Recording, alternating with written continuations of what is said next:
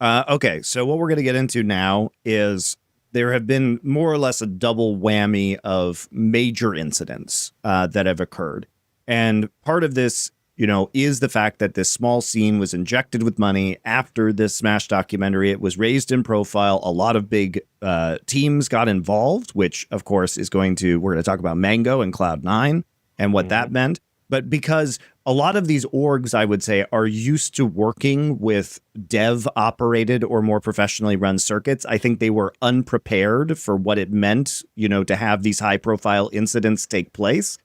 Because usually, Riot or ESL or somebody else is going to handle all of the bad shit that happens or try and minimize it for you. Whereas there is no enforcement mechanism outside of public shame within the Smash and sometimes broader FGC ecosystems in order to tamp things down. The first issue, and please, we will link the video below in the description. Go watch Technical's incredible 2-hour-long video about hacks, which is going to go into much more detail than we can do here. We will do it at a very high level, but it includes it's the definitive piece of media on the subject from start to finish. It's a masterpiece of kind of reporting on a topic, which actually, considering its length, it's really engaging as well. Yes. So it's probably the most important piece of content you've ever produced, I think I would. And by the way, Tech, I found agree. This is an aside at the start, the criticism you have faced from the Smash community to be absolutely ridiculous, because you show up to this video with all of the receipts, including these horrendous group chat discussions. It's the definition of shooting the messenger, Monte, for real. Where people I did some research and just about what did the Smash community think about Technicals about this? I'm reading these insane people on Reddit saying, he only shows up for the drama, as if putting all of this into the light is not in fact good for the scene. It's almost like they want the bad operators to continue to be in stealth mode doing fucked up shit in the Smash community. He's not even doing it the way that people who are clout goblins do it. He didn't make a 10-minute hey, in the background. I could have easily made it in a day. I've got the Zuma bait background and I'm just going, hey guys, I've heard maybe some people. No, he went and talking over some CS footage. Got evidence and cross-referenced it and thought it took me 2 months. I actually lost money because I also donated that. There's another thing. Two things. One, someone else. That if anyone who says you're a clout goblin, if you ever did research, is a cretin. You will never, from the ad revenue on a YouTube video, ever make more than something like 4 or 5 hours of work. So I can tell you, when you make a video where you go in depth, hundreds of hours. It's your boy Jake Lucky here, and you're never going to guess what Hack said on this tweet. But then this person said this on this tweet. The point is, let me know what you think in the comments. That's the incredibly low-effort content. Anyone who's doing this is not doing that whatsoever. And it was an obsessive project, and it was really just because I was angry and sad about my friend. So I did everything I could to make the video better. May I ask how well you knew Hacks, if that's okay? Ever since. So before he got banned, we would talk a little bit. This was right when all the allegations and stuff were coming out, because we kind of had a similar opinion about the direction of the community and how they kind of functioned as cliques, and there was no successful code of conduct or way to apply that. So we would talk for a bit, but after he got banned, we would talk way more frequently about his ban, about the problems that we have with the community, about ways to help him mentally, emotionally. So I got pretty invested in the content. So, do go watch that video, guys. You will find it very compelling. There'll be a lot of it. And at a high level, what we're going to do is discuss the kind of sequence of things that happened, and then we will go into our takes on it. But effectively, Hax was a well-known member, not the most famous member, and that's actually very crucial to this story, because in a way he was, it was his interactions with much more prominent Smash personalities that caused his ban, as far as I can tell from the evidence that has been provided. But he was a well enough known member of the Smash community, a skilled player who was on the tournament circuit. He was running his own competitive events in New York City, which is one of the kind of hubs of Smash play. And he unfortunately committed suicide this year. And I think we can look at the evidence and say that a large part of the reason he committed suicide was his denial of access to the Smash community, and his ban, which seems particularly unjust, and also people within the Smash community gaslighting him and pretending to be his friend and then trolling him for jokes, which was exacerbating his poor mental health condition in really messed up ways. This is a broader, what we're going to talk about now is actually a broader thing that you need to really be mindful of. And I know we've got a lot of young listeners, and obviously we're a bunch of unks, technicals obviously notwithstanding. And let me just say, like, you've got to, it is incredibly important for your own mental health. You've got to have a real tangible support group in your life. If you're going to throw yourself into these online and digital spaces, and it's going to be the thing that defines you and completes you, and you think that these people will have your back no matter what, they're going to look after you, they're going to care for you, they're going to nurture you. It's just not the case. There's a lot of these spaces that the friendships and the relationships are very performative and tenuous, and they do not stand up to the test of any scrutiny whatsoever. That is ultimately what Hax found himself a victim of, that people just, as soon as he became a perceived pariah, people walked away from him and left him alone, and it drove him to despair and a suicide attempt. And I implore everyone, particularly people, young people that are getting involved in political activist groups and things like this online, the first purity test you fail, you're going to lose all of your friends. You're going to lose all of these people that think they care about you, and you might find yourself in as dark a place. And I implore everyone, like, if you learn anything from what we're about to talk about, learn that, you know, your family love you, your friends love you, whoever it might be, but real, tangible people out there in the world, not this. Don't view the world through a monitor, because it can be incredibly dangerous. By the way, one thing I wanted to sort of set at the beginning as well, because I feel like this detail was actually missed when I saw casuals commenting on this from other esports who'd heard, like, oh, there's a story of a guy who got banned and then he did a suicide attempt and then he was banned still and then he had another, unfortunately, successful suicide attempt, essentially, right? When people bring this up, they miss a key detail, which I think is actually the most malevolent aspect of how the community treat this individual. And I'll draw a very quick comparison that Monte and Richard will know from League of Legends. I don't know, do you follow League of Legends much, the professional side, technicals? Unfortunately, right, no. Basically, there was a player, he was called Incarnation, was his alias. He was a notorious European mid laner, which was like the best position in the game. And he was a guy who was like unbelievable on the internet. If he played in solo queue, he was tearing everyone up. He was beating the best players in Europe. And everyone was like, wow, who is this, like, mega talent? But the problem was there was a darker element where people claimed that not only was he like toxic, which by the way in League can just mean you just type shit to people basically, but people also implied at the time maybe he was doing stuff like if you fucked with him or he didn't like you and you were a rival of his, maybe he would DDoS your computer offline. And because these allegations circled around him, and he'd also said some things which almost implied like maybe he was doing that. Again, we don't know if that was just trash talk or whatever, or if it was someone who knew him who did it.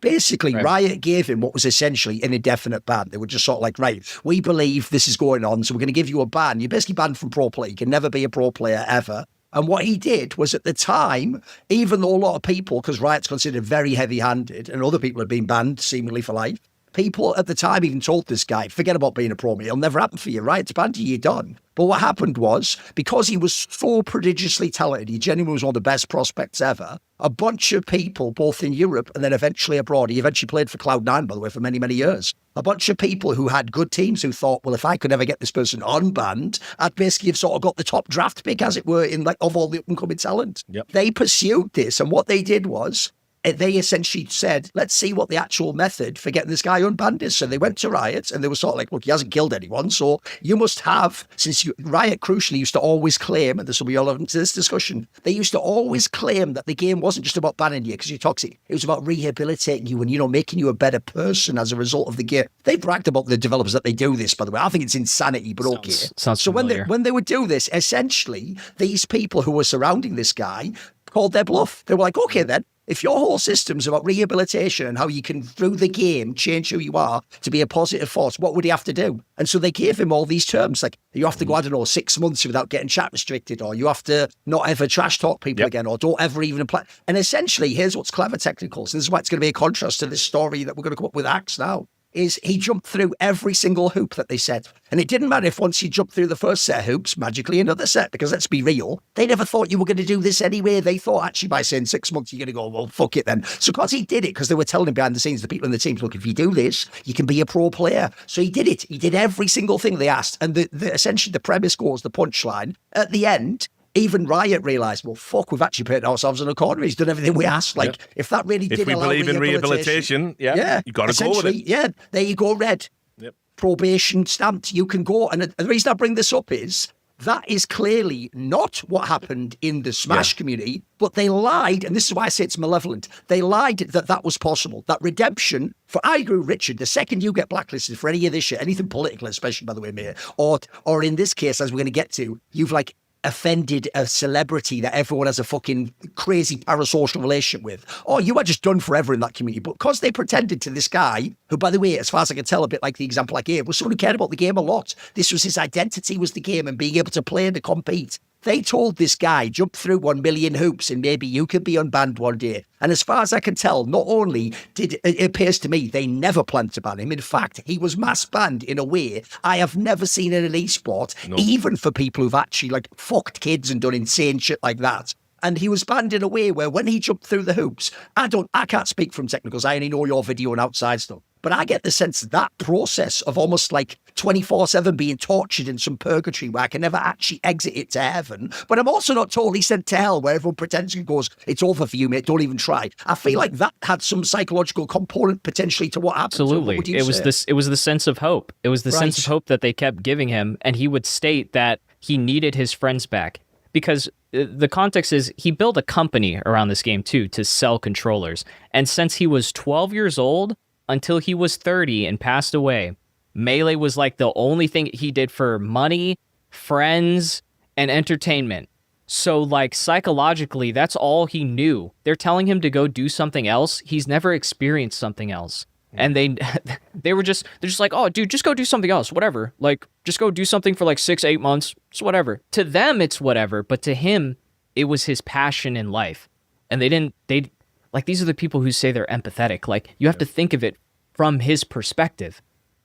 And that it was just like, it was terrible to watch. As far as I know, he jumped through every hoop, right? He apologized to the left and twat, but I always despise that fucker. But like 8 times. Yeah, he did it all. And then he was conditionally unbanned for like a year, and they still didn't unban him. And they're like, oh, dude, you just had to wait like another couple weeks and you would have got fully unbanned. Like, what was his crime? Tell exactly. So let's start with because he did make basically what happened is Hax is an important figure within the Smash community. He's running his own events. He's an important personality. He's a good player, innovative player. And would describe Hax. Sure. And so when we get to the point of what actually happened to cause this indefinite ban in the first place, technicals, because it's not that he didn't do anything, right? It's what's gross about the story is that Pax did something that was perhaps questionable, but then what happened is he got banned and then repeatedly, and as far as I can tell, I've read his apologies, I've seen like the content, very sincerely apologized for doing it and then was permanently banned afterwards, which is the insane part of the story. Right. So what happened is Leffen is kind of known as the villain of Melee or the God Slayer of Melee. Those are two of his nicknames. And he's known that because, one, he's really good at the game and he beat a lot of the long-standing, very successful players when he came onto the scene. But there's also a document called evidence.zip, which is a list of testimonies from people in the community that way back in 2013 got him banned from the country of Sweden, their Melee community. It got him banned for a year because he was bullying people with like disabilities, like hearing disabilities. He was being an asshole to everyone in his community. Not everyone, but he was generally very combative and argumentative, and people didn't like that. So he got a ban for that. So evidence.zip 2 was a video that Hax made as one of those original people who made a testimony that got Leffen banned in the first place. He made a big video where he was like, essentially, Leffen hasn't changed. But it wasn't just that. He went to the extreme and started comparing Leffen to Hitler and totalitarian regimes, saying that he was using banning to kind of enact a regime. Very extreme political analysis and psychological analysis where he said he was part of he had dark triad tendencies. So trying to like psychologically diagnose him. And that's what people had a problem with, was that very extreme categorization of Leffen, that he wasn't really, he didn't have the certifications to be saying all that stuff. Sure. But the basis of his criticism was accurate. If he just stopped there, if he was like, Leffen does this and that's bad, but then he would be like, and that's bad because Hitler also did this. Yeah, Like, I was going to say, okay. He made some really extreme comparisons to like Nazism and Hitler that like were ridiculous for what he was saying. Though, about people getting bent out of shape about that is if you just think about the tone and tenor of rhetoric in America in general right now. Like, Hitler is brought up every single fucking day. You know what I mean? Like, everyone is Hitler. Everyone you don't like is a Nazi. Everyone's Hitler. Well, what about this? That's a bit like Hitler. You know who else followed orders, don't you? Well, like what? You can't do without someone fucking reflexively bringing up fucking Hitler. It's become like some asinine point that really undercuts the importance of anything that you're trying to say. And so, look, it's dumb what he said, right? Like, I'll just go there for you. I remember watching the video and I was thinking, fucking hell, this ain't it, Chief.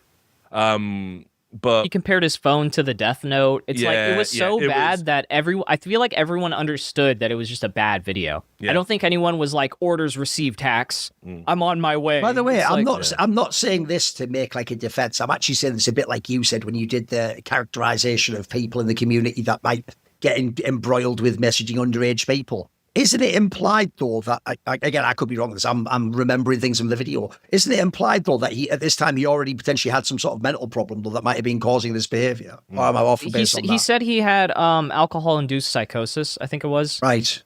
Yeah, so... Which, again, does not excuse it. That is still unacceptable behavior. But I'm just painting it in, like, it wasn't like he just woke up sunshine and think, I think I'll just say all this shit about Leffen one day. Like, there was potentially some unrest already in his character. And what set him off? Point out Leffen is a fucking asshole as well. I mean, like, Exactly. If people follow other games, if you think people like Idro are bad, this guy's like that times 100 because he's in a scene where he gets away with it more and the sponsors don't fuck you up as much. Yeah. You guys were talking about the documentary earlier. The guy who made that documentary was making another one, and then Leffen, he saw his part of that documentary that interviewed the victims from the first time he got banned, where he was bullying the guy with the hearing aid and making fun of people's financial situations, their mental health, all of that stuff. That's why he got banned. He saw that and he was like, dude, this paints me in such a bad light. You got to remove it. And then Samox was like, okay, I'll interview you, and then you can kind of, balance out all that criticism. Fair. So Hax was like, nah, this is rewriting history. That's what set him off on his drinking binge, his psychosis. And that's why it was a little over the top. But it was, genuinely, as one of the original people, he had the right to be upset, at least. But people didn't even give him that right. They're like, you shouldn't have criticized him at all. Banning someone over making a video critique, like from an esports tournament, you have to understand, like, the world we come from, the threshold for what gets you banned is like, you have to do something fucking crazy outside of the game. You cheat in the game, you get banned. You break a tournament rule, you get banned. You'll lose a portion of your prize money. That all makes sense. But I'm talking about doing something behaviorally on, like, making YouTube content or whatever, getting you banned from a Counter-Strike event. I don't know what the threshold would look like for that. I don't know what this way. I'll tell you a story from Richard's own past without making a big thing. One time, someone told Richard they would essentially knife him at an actual famous LAN event in the UK. And we had it recorded. And that person was not banned for that because it was like, well, they're not really Join the club, rich. Right? Yeah, that was the logic. They had a recording, and basically it was a group of people, and the guy was going, right, well, what I'll do is I'll cause a scene and distract security, and then you can go up with the tool, and you can give him the fucking digs, and then he'll bleed out, and and no one will know who did it, right? And they did this on a recording, right? And I sent that recording to the tournament organizer and said, like, you should probably ban these people. They're, like, literally planning to murder a journalist at your event. And they just said, you know what would be easier? Maybe you don't come. So. Yeah, see, here's my problem with stuff like that, because I have the same... Squared that circle. You got me. Yeah, you need to, like, supersede their authority and go to the people that are hosting these people, because if they're not going to, like, govern their own people, then you need to, like, there's a higher authority here in the chain of command. Yeah, the problem with that is, I mean, look, I'm one of those fucking free speech pussies that gets mega squeamish about, like, put it this way, was I upset that that was their decision? By the way, I went anyway, and the would-be murderers went, and of course they didn't do shit. Nothing happened. As recent events show us, it only takes one. It only takes one time. But anyway, I never liked. I think pressurizing sponsors has to be like some sort of like final last resort. Like it's got to be something beyond the pale. Like them making a decision about who can and can't attend their event. I'm not gonna jump the ladder. I'm not gonna go up. I've gotten to the point. It and speak to the manager. I agree with you. I'm very like pro free speech as well. I wouldn't want to do something, but I've gotten to the point where it's like they let so much of this go by that they've shown them that it's cool to do that because they agree with them. Yep. So now it's actually radicalizing more people to keep doing that. I agree with all of this, and I think, look, this is the test of your free speech principles. This is when you really find out how, like, will you go to bat for someone that's saying something you think is reprehensible? Or almost like incitement of violence. I don't. I've never categorized that as. Yeah, I draw the line, but then again, what you have to remember is going back to hacks, they were implying that by comparing Leffen to Hitler, that in itself was an incitement to violence. And, and so is it? I mean, I think if you constantly say this person is Hitler, they must be stopped, probably someone is going to do something about it eventually.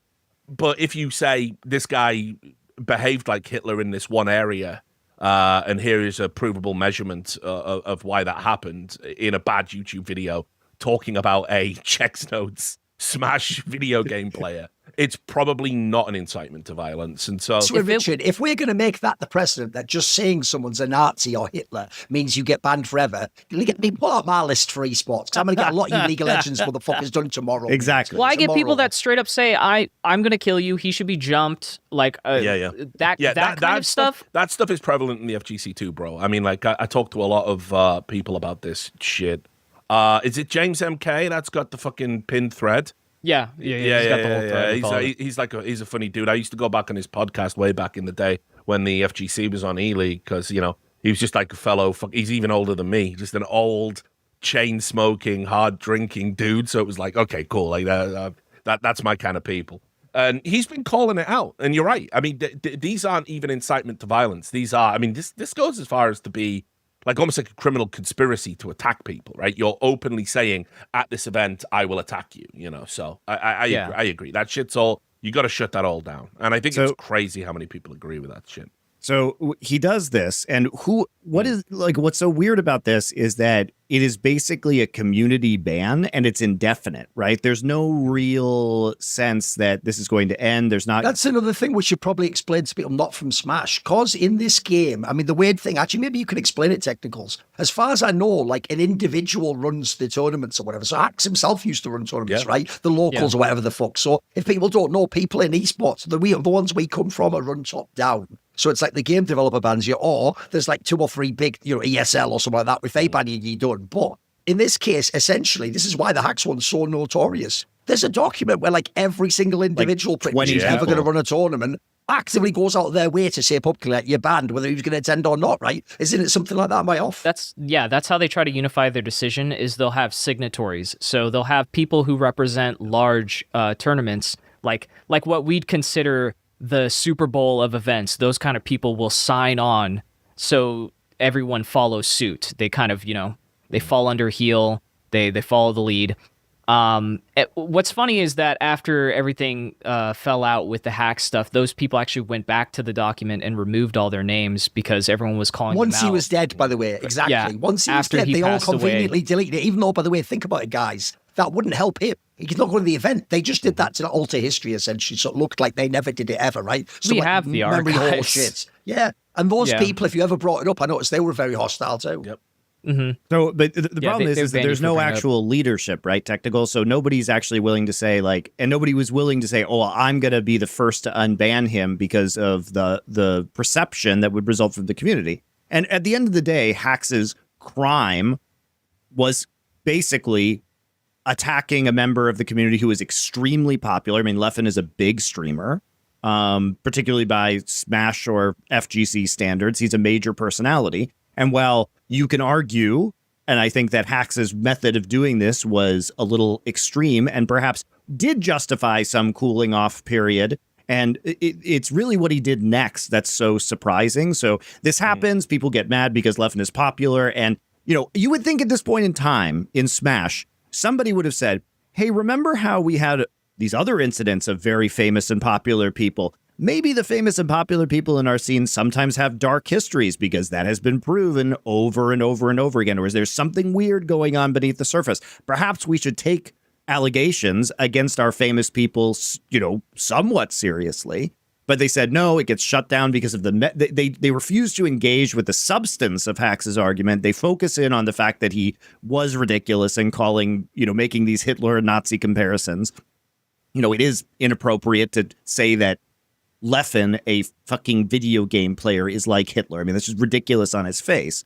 Absolutely, yeah. So, but this results in this ban, and then it's indefinite, and Hax himself at this time starts producing very detailed apologies, saying that it wasn't appropriate, going on camera saying it, doing it on social media and saying it. And it just how many times did he apologize? I'm guessing you must have a number in your mind. I genuinely felt like he was groveling too. Beyond what you even should have been required to do. Yeah. It actually was sad at a point. I lost count. As far as video responses, it was probably anywhere between 4 or 8 times that he went on camera apologizing. How many times, man? You know what I mean? And these were, by the way, these were not partial apologies. These are complete apologies. Yeah, saying, absolutely. I was wrong. Yes. Yeah. I apologize directly. I realized I hurt Leffen, and I want to make good on this. I should not have done this. I understand, the ramifications of my action. All I'm asking is, can you please let me back into this scene that is my life? Yep. And what's interesting is that the number one player, he's either number 1 or number 2 right now, Cody Schwab, he just released a document where he addressed all this stuff. And in it, there's a little nugget that a lot of people bypassed, but he said that he mediated with Leffen, and Leffen was saying that he didn't have a problem with the ban anymore. But that calls into question all of the statements that kept coming out that referenced Leffen's safety, and Leffen himself, after I made my video, accused me and Hax of using alt-right Andrew Tate language and then compared us to crazy homeless people. So I'm wondering after Hax is dead, remember? This is after he's already dead. Well, no. After I made my video to get him unbanned, that's what Leffen said. Oh, right. That's what okay. So I'm wondering at what point is he cool with him getting unbanned? Because that just sounds like a lie to me. Yeah. I don't understand. Well, I mean, look, it's worth saying, right? Put it this way, right? This is how I think about it, right? I have been attacked a lot down the years. I think that's probably an understatement. I've been the villain of the internet, at least the whole internet, by the way, not just esports, probably on 6 or 7 occasions. And it's horrible when you're in the fucking shitstorm because there's no way to stop it happening, and you can only make it worse. You try and reason with people, that makes it worse. You can try and push back and hold your corner, makes it worse. You can go away, but then the anxiety about what are people saying in the absence of me not being able to check it and police it, that makes it worse. So there's no real way to win when that's happening. You just have to wait for everybody to get bored of kicking you in the ribs. That's it. That's how it works.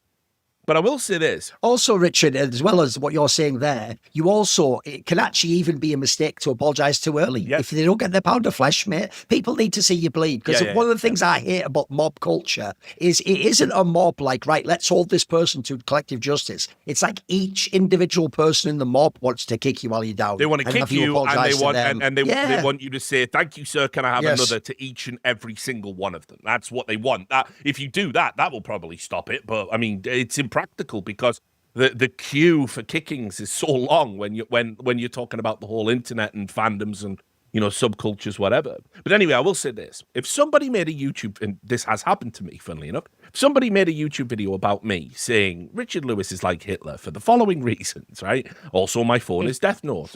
I would, and then I got a phone call from PGL, tournament organizer I work with. And they said, Richard, we think that video is outrageous. We're going to ban that person from attending our tournaments for your safety.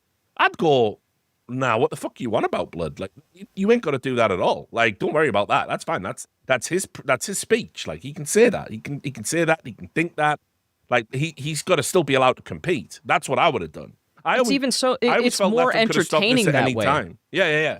I would have loved to see, because in Melee and Smash, there's the culture of a salty sweet. It's where two players who have beef, they get together and they do an exhibition match for like whatever X amount of money or for credibility, for a skin color, whatever, like whatever your custom color is. We could have done something like that, and it would have helped promote the game, promote the culture, and inject even more of an audience and money into the community. But these people are so anti-growth, so Wouldn't it even have been a layup? Because surely Leffin would win, and then he'd get his victory. And he'd get to be like, I got my revenge. Well, or something, Hax was actually pretty good too. Oh, he was like, enough. at a certain point he was top 10, so he probably could have put up a fight. But either way, it would just be entertaining. And I feel like that's something lacking in FGC and Smash, is that people want to get their opposition banned more often than not than to settle it in the game that they share their love for and the passion for. You want to know what's hilarious, right? Like, I've talked about this a few times, but I agree with everything you've said, right? Like, we had that rivalry in Street Fighter with Wolf Crone and K-Brad. And we had them on E-League, and we did a whole segment around it, and it was like WWE style. We brought the security guard, that, by the way, was always there. We put him on camera just to say, security's on standby. These two guys hit each other. We got called racist. Really? People like Ultra David called it inappropriate and said, what? Because they were both black competitors, and the security guard, by the way, was black and not a police officer. That's so infantilizing they said to my people. Giving a I can't believe you'd say that. We were giving a pro-police argument and implying black people couldn't control themselves. It's like you invited Derek Chauvin. Like, what the?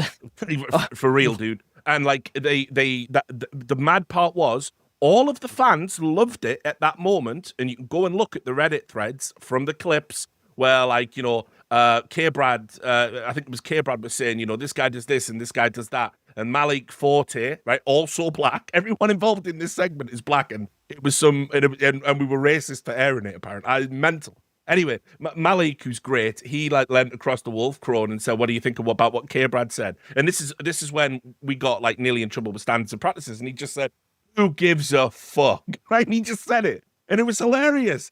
And I think I've seen that too. That was iconic. That was like a massive viral clip. It was so good for Street Fighter. It was so good for the FGC. Everyone was like, "Holy shit, this is like ESPN level production, but WWE style trash talk. This is fantastic."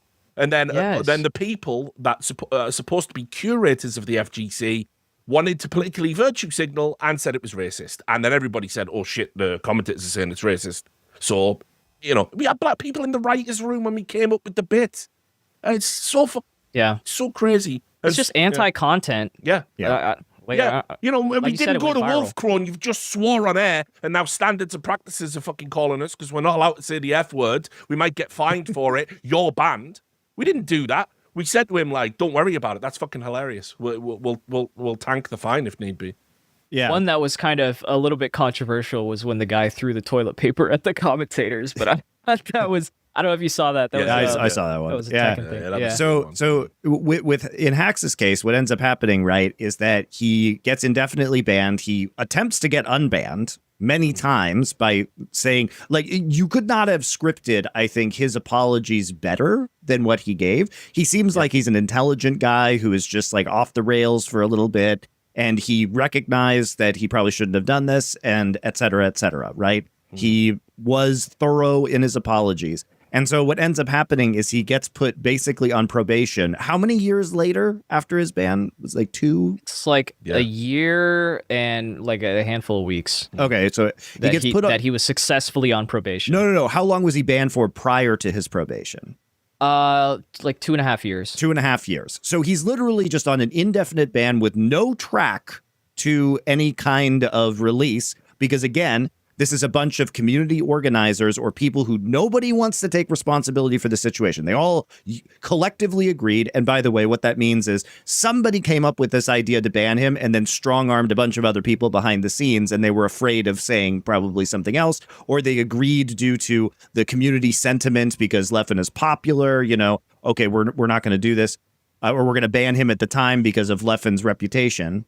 And so what happens is the next step is they put him on probation. What does this mean, Technicals? Like, what does this mean for him? Double secret probation. It means a couple things.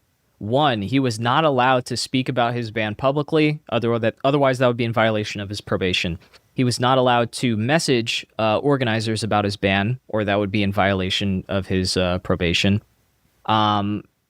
So basically, he just had to shut up. He wasn't allowed to talk about it anymore. And they're like, oh, well, this wasn't actually about his speech. This was just to make sure that he didn't, fall back on the thing that got him banned originally.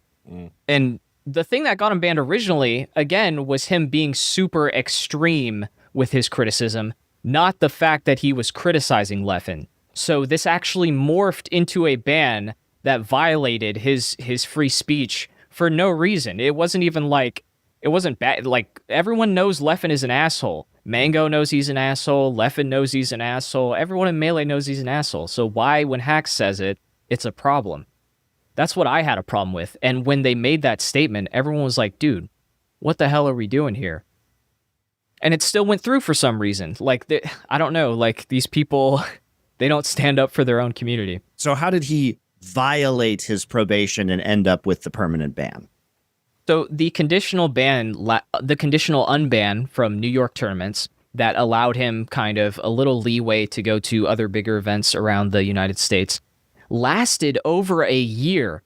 It lasted over a year, and we're all supposed to believe that they were all agreeing that at some point he was just about to be unbanned, like finally, after a whole nother year of not being allowed. That's why I say the thing about the league play, because to me, mate, this almost vibes with the idea that he took it too literally of like, you're banned for a year. To me, them saying you're banned for a year, we're all doing it, is like, you're basically banned forever, just leave, just go already. And actually, to me, I'd even say that is a massive feather in his cap. The idea he kept trying for years to go, he must love the game, mate. No one does. It's like what happened with Steel, who was banned for match fixing and Counter-Strike. The others all left, mate. They went to other games, or they stopped playing, or they said, I don't care anymore. Steel, to this day, I mean, the joke is now he wouldn't play because he's not a professional level player anymore, but he actually kept trying to play in the non-banned part of the scene for years. So it just proved that, like, it has to be passion. You're not doing that for the grift. You know what? Exactly. There's no grift there. You're losing money. You're losing all your opportunities in life. Yeah, go on.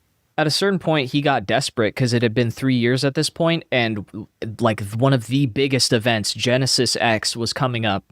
So he made a ban appeal video. They said that violated their rules, their conditions, because he talked about his ban. Even this part seems like cruel and unusual punishment. You can't even talk about what we're doing. Right. And by the way, he apologizes in this video. In the video, he apologized, but they banned him and then said it was because they can't stand by someone who's going to continue to violate these clauses that they put in place, and that he was inciting death threats against Leffen, which is not true. There's no evidence of this anywhere. Leffen consistently cited death threats and the safety of his family to skirt criticism from my video. He did that to TK Breezy. He was like, how dare you agree with technicals? You don't care about my family. And it's like, what are you talking about, dude? No one is going to Sweden to do anything to you over this stupid bullshit. Yeah. And even if there were vague death threats that he has not produced, and like, first off, like, wouldn't you call that out? If you were getting death threats from people, wouldn't you be contacting these same organizers saying, hey, can we ban these people from the tournaments because they're a threat to my health? Wouldn't you be, reporting them to the authorities? By the way, I can just tell you straight up that death threats in video games have been taken extremely seriously by the United States government in the past. In fact, we've discussed this on other shows. The crazy Bjergsen stalker was in fact banned forever from America for these kind of threats. Right. So it's not like there isn't an enforcement mechanism that credible death threats are not taken seriously by the American authorities. So they're not credible. They're like low tier god gifts. And then they're like, oh, this is a death threat. Yeah. And so, for example, most of the Smash tournaments, Leffen is Swedish, but most of the Smash tournaments are in America. He is weird for being a European player. He is unusual. And so this would have been, if there were death threats, I would have to imagine odds are they were coming from Americans or coming from people who would be controlled by American authority at events in America.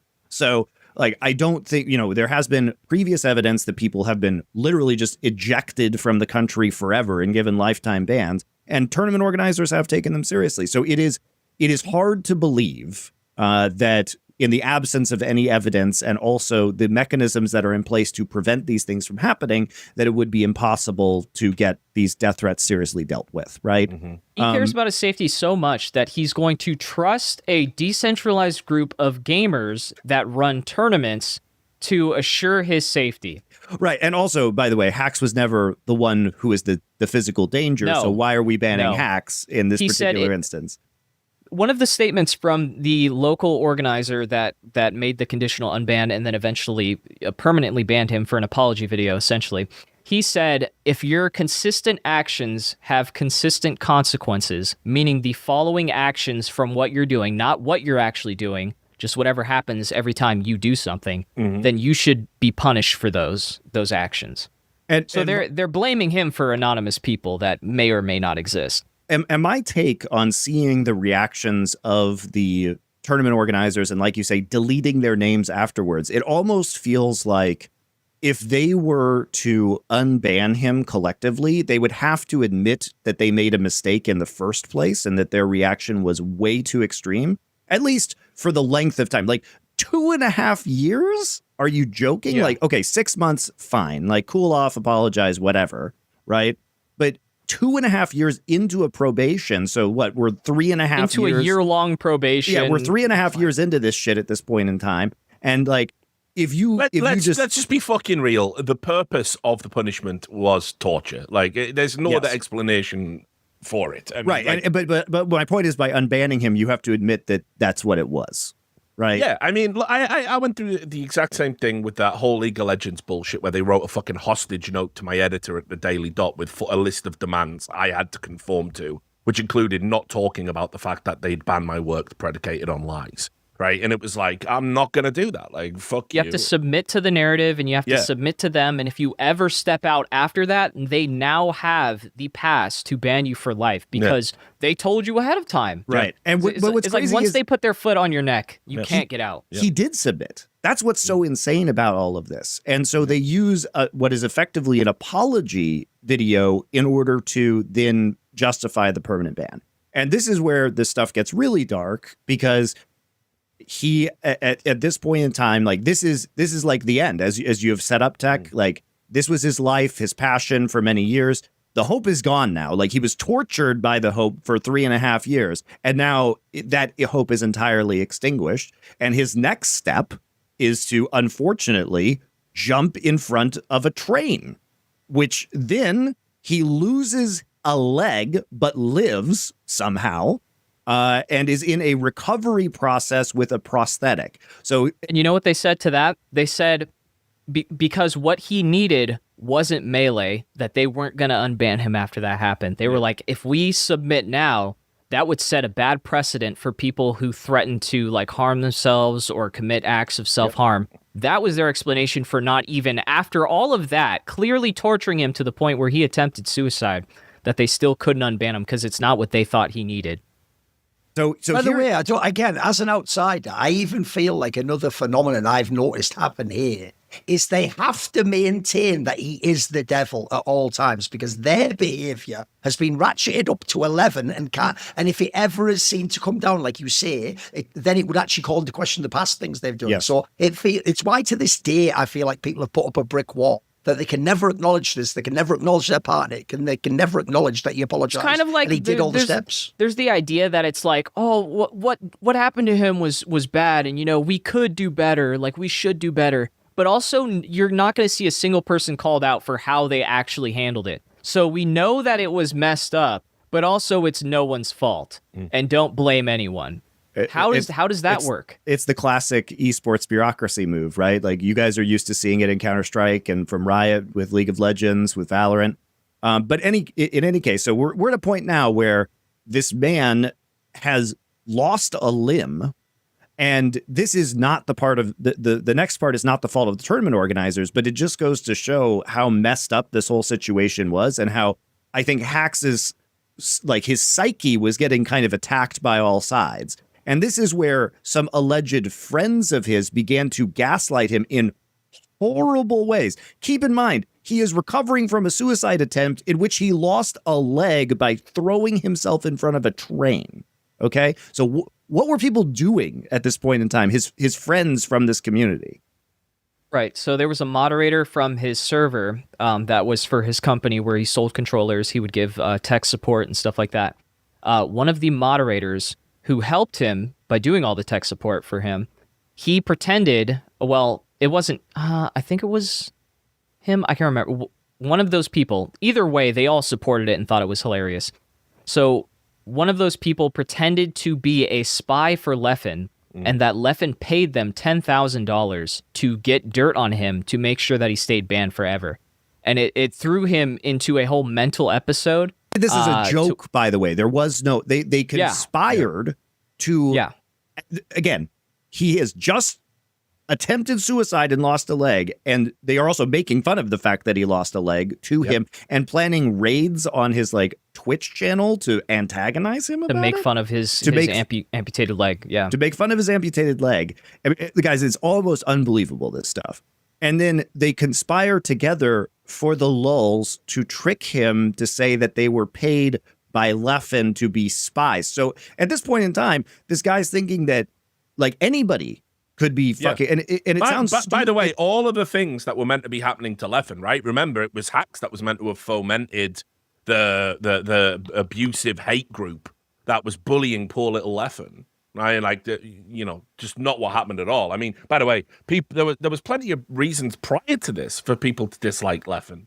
I mean, he used to get a lot of shit from fucking Hungry Box fans and stuff, right? There was beef there, and it's like. It's crazy to think of like how callous you have to be to, okay, we've driven someone to suicide. They've survived it. That kind of lets us off the hook a little bit. It could be nice now. Nah, actually, it's kind of hilarious that he's now permanently disabled as a result of that. And also, we're going to like the people he thinks are his. The people he thinks are his friends are going to now play a sick joke on him where they pretend to, like, this is his support network, right? Yep. And they're going to pretend that they are spies for this person who he clearly dislikes and who has had a major effect on his life one way or another, even though, he started it in a way. They were also sending him fake screenshots to give him hope that he was going to get unbanned, just stuff like that. It's like, I can't even imagine. And what's crazy is that callous. Yeah, go watch Technical's videos because he has all the receipts, guys. This is all in Discord conversations from these people. It's not alleged. It wasn't like a clandestine hate group. Like they were just doing this out in the open. Like and nobody stopped it or intervened or said anything. I mean, by the way, as well, and this is why I have no problem saying, the people who banned him, tortured him, gave him false hope with a probationary bullshit, all of those tournament operators that came out after he passed, after he finally succumbed to his complications from his injuries, they absolutely have blood on his hands. You may as well have just shot him in the head, as far as I'm concerned. I don't give a fuck. I will say that. Like, you can say it's regrettable, you couldn't have foreseen it, but you could have come out at any time and stopped this. You could have stopped the moment before this. You could have come out after the suicide attempt and gone, this has gone too far. You didn't have to capriciously ban him again for just talking about his ban. Why would that ever be a term of condition of a ban? I can't talk about it. Like, what? He made endless posts towards the end around March of this year where he was begging to be let back because he needed his friends. So what essentially happened was he was so depressed that he was staying locked up in his room, basically rotting away, drinking like every day, and he wasn't taking care of his amputated leg, and the infection spread. The alcohol wasn't helping, and I think that's inevitably what led to what happened. Yeah, it's just so depressing every time I think about it. Yeah, I mean, like, and also as well, like you say, I mean, not even a quick death, like not even some sort of quick, merciful death, like actually death by infection from an amputation, because you have to take constant medication to make sure it, heals properly. You're constantly rubbing and chafing if you use a prosthetic. Anyone who's got a family member or themselves has a prosthetic limb, about the complications that come from them. They all look cool when you're watching like a fucking, Twitter 30 His mom sent me the 5-minute video of him using his prosthetic too.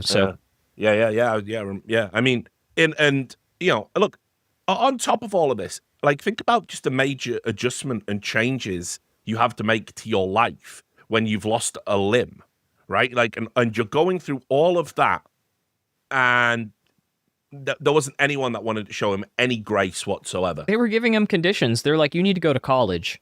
You need to show us that you've, like, gone to, like, college, or you've done something else. You need to go to, like, therapy. giving him extra conditions on top of what already happened. By the way, this is a let him, like, this is a spectate. 30-year-old man. Yeah. So it's not like we're not talking about a teenager. We're not. This is an adult man that they're trying to do this to. Painful. I know it might be painful for the family, Fax's family, but you've got to litigate against these people. That's my gut feeling. I think these people are monsters. I mean, you could imply their behavior played a role in both his deaths and the defamation, loss of earnings, a million factors. Yeah, there's so many different... Loads of civil cases. That's what I'm saying. There's a very... I mean, this is my opinion, not a lawyer, but I have seen similar things where, let's say groups of people have bullied or harassed someone and they've committed suicide. And then you are able to correctly sort of establish the mechanism through which this happened. So, for instance, we've got a case going on in the country right now where tech companies are being sued by a grieving father over content that was served up to his daughter. She was able to access suicide information without it doing any sort of protective aspect to it. There's no way that there isn't something here that could be explored through legal ramifications. It's so new to me. I've dealt with defamation. I've dealt with the child predation. I've never dealt with wrongful death cases. Yeah. So brother, trust me. I mean, look, I'm an old soak, and I've been reporting for a long time. You have to just delve into this stuff and try and intuit your way through it without the proper training. But I guarantee you, I don't know if this is a content idea or whatever. And I also don't. You can understand why a grieving family wouldn't want to mire themselves in litigation and the costs of a lawyer and all this other stuff and have to essentially relive everything that happened. I'm sure it's very traumatizing for his mother, who was very engaged in his career.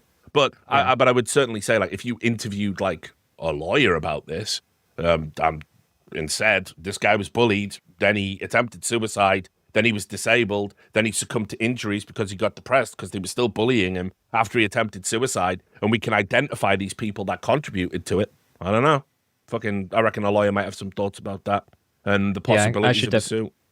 I should definitely start looking into, because I was considering the whole wrongful termination. I think his mom was at some point too, but I'm not sure. She's like flip-flopping on it. But I would 100% want to see some sort of justice in this situation, because even after the fact, like, it seems almost no one has taken accountability. They have just faded. This is the problem I have with it. They've just faded. Like, again, this retconning of history. They're just deleting posts, like nothing happened.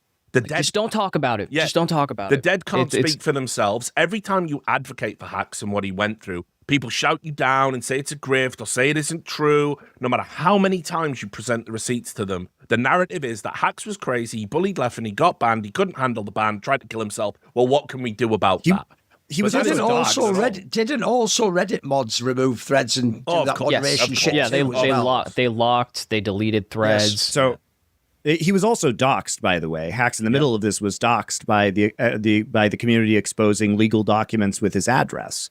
But yes. I want to talk, Tech, quickly about the funeral, which was streamed and attended by yourself and many other prominent members of the Smash community, and then also the fallout that happened around Hax's mother, who the people are trying to discredit her now. She took over Hax's socials. She addressed the video part, by the way, like what the response to the video was too, because there's the other problem, Monte. You could maybe, if you were the most tenuously argued person of all time, claim like, well, I didn't really know the full scope of it. Your video nails it all, mate. It's not even some like editorialized piece. Nope. It's actually a piece that includes all the things he did wrong and all the times he fucked up and all the things he did that were questionable. So that's the other thing I thought was so, essentially to me, I know people love to use this like truth nuke term. Now, that was a truth nuke, mate. You just put it all together. You put it all together in a compelling manner, all the evidence, as much video, even though this is probably going to get you copyright strike, all the video evidence you could find of it all, etc. I would have thought if anything could ever actually turn the tide on what people thought publicly, it would be that. But as I say, as far as I know, it was like suppressed, removed, people attacked. It was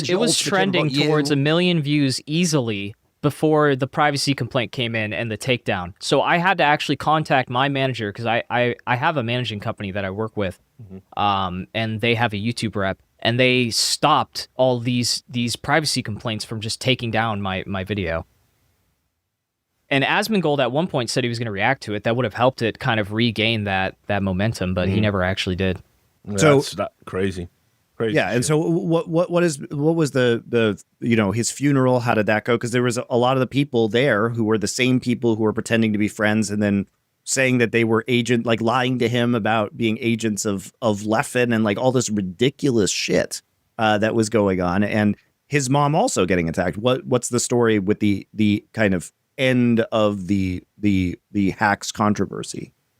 It was a beautiful service. The director, he actually had TVs and consoles from his own like attic that he brought in so people could play Smash while we were kind of just, walking around waiting for the service to start. There was cupcakes with his different character icons with the colors that he used when he played. There were sandwiches. And I was able to talk to a lot of people that usually I don't have that one-on-one interaction because they don't like to interact with me because I'm also seen as a pariah. And, we were able to meet some common ground. And I had some really long, needed conversations with people. What I didn't understand, I only had an idea of this group chat that was kind of messing with him beforehand. I didn't see the full screenshots and get confirmation until after. So I actually talked to some of those people. And it was an open format. Originally, the director was like, me and Hungrybox were going to decide who was cool to come up and talk, but we never got that kind of organization going. So he just opened the floor to anyone. So these people are just coming up, giving whatever little speech, and then sitting back down. I had no idea that one of the people that went up wanted to punch me the whole time. And that guy like grabbed my hat after Mewtwo King threw it and tried to hide my hat. This beanie that I'm wearing right here. He tried to hide my hat. And then later went on Twitter talking about how he wanted to assault me the whole time I was giving my speech. Jeez. So it's like By the that way, kind here's of... another. I don't know if you were explicit about this, but essentially people attended this funeral who were actively hostile to Hacks and you. Yes. Like, totally inappropriate moment to do such a thing. Yeah. Yeah. And they're like, oh, he was such a great beacon. And then you go on their account and you can see how they were also talking shit about him, justifying him being banned for life and the situation that he was put through. Meanwhile, they're looking at his corpse and, shedding these crocodile tears. So it all just is so unreal to see happen in real time. The thing with his mother as well genuinely shocked me. If people don't know, before this episode, That was I crazy. even confirmed with technicals because I had that moment of like, am I the one on the crazy pills here? Because essentially, since Hacks died, his mother took over using his Twitter account and even said many times, I'm his mother, this is who I am, etc. And she wouldn't just like use the account. She would actually like tweet about this topic. She would reply to people and give them comment, etc. And essentially, there's a contingent of really, I think, mentally ill people in the scene who have essentially just harassed her constantly, including denying that she even is his mother and that this is someone else who has a cat. Like the lengths these people have gone to, genuinely, the real joke about all this is they talk about the danger Hacks present to Leffen. This is the danger this fucking community presents to the people within the community. Like someone's mother, mate. They haven't done anything to do with this. Like Even if you're upset, just ignore her. Just let her get it out of her system. That's what you do with grieving people. I don't know what in their head clicks to where they're like, I need to go out of my way and attack this person. Yeah. I mean, also, but like the level of the attack was crazy. It was like, how dare you use his Twitter account? I think that's where it started. Then there was all this like speculation about whether it was their mother or not, that it was actually some of his friends. And it was wild. And like you said, I think what created a lot of confusion is after she's lost her son is fucking beyond like what created some of the confusion about who owned the account is because she had some people over at her house then one person, Arturo, he tweeted from her from the account as himself. So they're like, wait, who really owns this account? It's like, no, that was a one-off tweet. They're at her house, and she's handed him the phone. I did not like that post that he made because it was kind of a slight towards his own enemies while using my dead friend's account, which I think is an entirely inappropriate time to do that. You should not be calling out your haters on a dead man's account. That's fucking stupid. Yeah. It was just... The whole thing from start to finish is pretty much like I'm trying to think of anything that's like as bad across the totality of esports. I've seen some really horrific cases of like cyberbullying. I've seen, for instance, I've seen people like using nudes to like control people, and obviously abuse cases that we talked about with the Me Too stuff. But to like bully someone to the point of suicide, take everything they care about in their life away from suicide, recognize and acknowledge you're doing that. They commit suicide. They don't actually commit suicide. They attempt it, survive. There's a wonderful chance here. Like, everyone got a second chance there to go, holy shit, we can totally turn this. You know, again, I feel like I'm saying this every week in America. It's crazy. There was a real chance to turn the temperature down on the whole fucking thing. We're, you know, hacks, we're sorry. The ban was capricious and cruel. We're going to allow you to come back. But please, rehabilitate. All the best of luck. Could have done a fundraiser, right? Helped him get like a cool prosthetic limb, something like that, right? We could all come together. I mean, by the way, if you want to make yourself look like an insta good guy, even if it's totally fake, you know, Leffen can come in and say, right, guys, we've all gone too far now. Come on.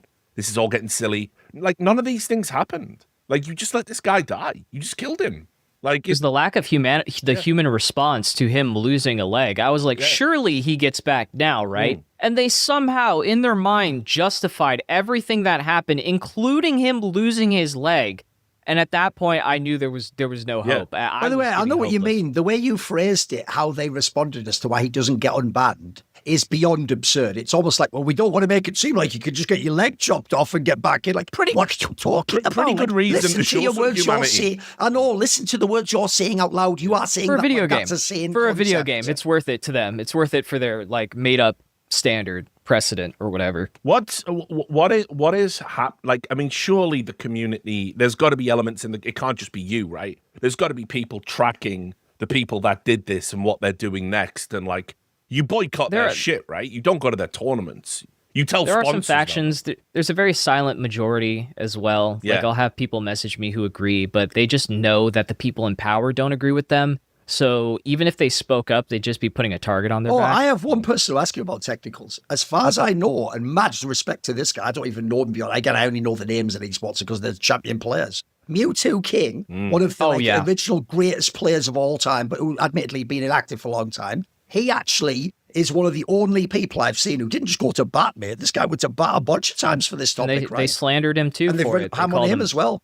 Called him a grifter. They were trying to dig up some old video of him saying like an inappropriate thing ages ago with a friend. Yeah, literally like over probably like 15 years ago, they show a clip of him with his friend joking around, and they're like, "Look at Mewtwo King. Don't listen to him. He's not credible." And it's like, was he actually one of the only ones who did it though? I mean, he's the only famous person I saw, but I saw he was kind of going to bat a few times. He was one of the biggest ones. There was also Simple Flips, who's a big YouTuber. There was Omni, who made a few comments on it, just saying we need to kind of chill out and just all enjoy and play the game.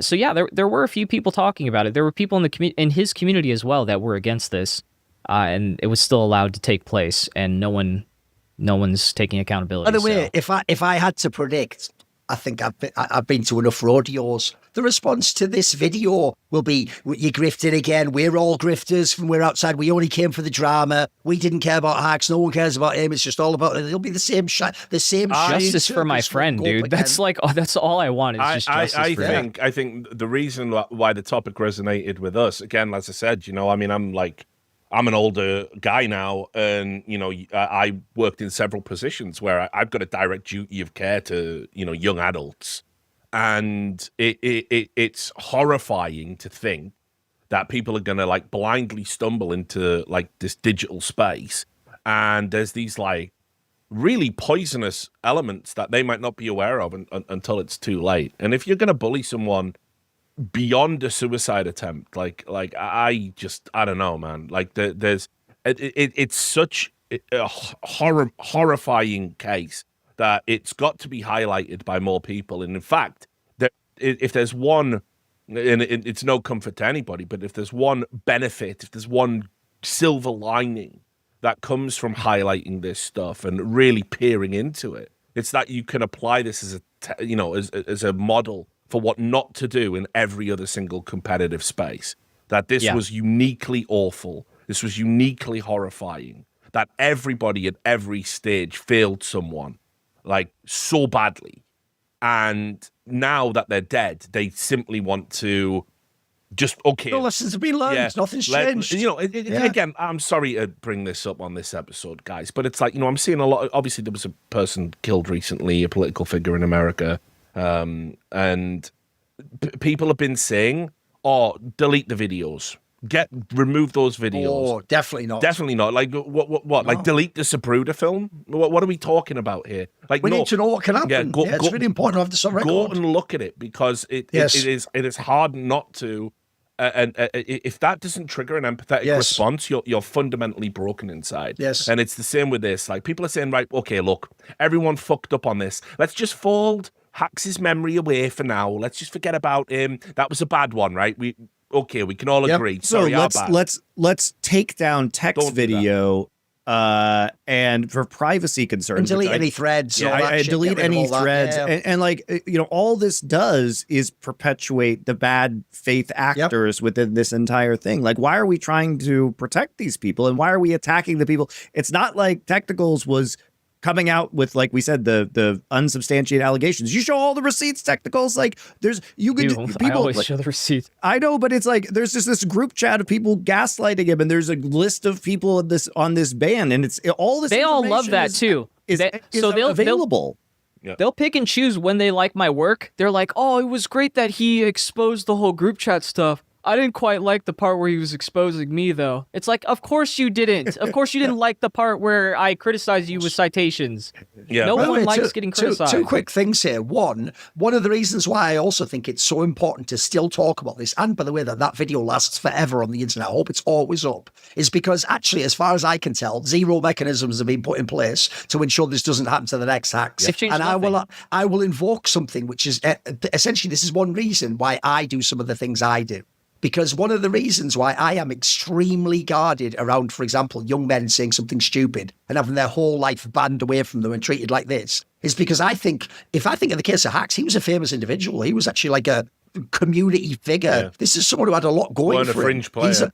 What if you were the 18-year-old autistic kid who just stumbled into the scene, knew nothing about it, fucked up immediately, and then you're going to get all this with no hope of ever coming out? By the way, your story will never even be told. And if we haven't changed any of the mechanisms and no one was punished, then what is not to stop this happening again? Yeah. Surely it will happen again. The question is just when. And actually, I know what you mean, Richard. If he hadn't have died in the end, people would still be doing this now, and they'd even go, well, it's not like he's dead, mate. He could just go on with his life. Well, now he is dead. So what now, brother? Yeah. What now that we've raised the stakes to as high as they possibly go? What now? What do we do in this community? Do we just go, I hope it doesn't happen again? Because that is not acceptable. It is going to happen again, maybe on a smaller scale, but that is one thing I do have a massive concern, because I do think people think the fact that he is dead means, oh, well, close the chapter on that. No, open that motherfucker up and let's audit this. Yes. And with Monte, these people should be exposed and it should be known forever. And by the way, are you ready? Unlike you twats, I will allow you redemption. You just have to do your mea culpa. You do your video where you explain why you tortured this guy psychologically, why nothing he ever did would have been good enough, why you fell in line with every scumbag.